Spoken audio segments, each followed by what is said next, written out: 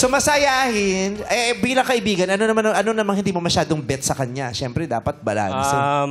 Yung red flag sa kanya is ayaw niya ng merong boy best friend kasi. Ay.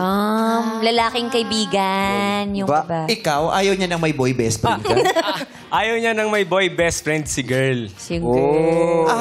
Bakit issue sa'yo kung may boy best friend si girl? Siguro parang tingin ko kasi sa mga ganun, parang mga nakaabang sila. Usually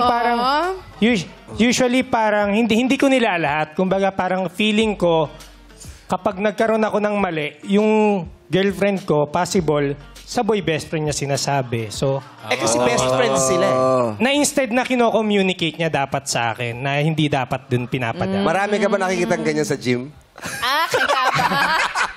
Mag-best friend, no? Hindi naman po. Wala naman sa Yung iba naman kasi ayaw ng may boy best friend. Bakit? Kasi ang ending, nagiging sila nung boy best friend. Meron nga po. Yun nga po. Yun. Hindi, yung lalaki ang naging jowa ng boy best friend.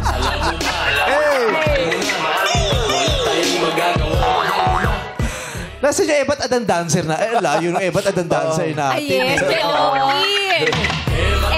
Let's give it up for Ogie and Castle. Come on.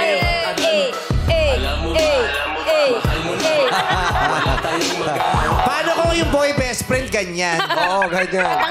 May tama.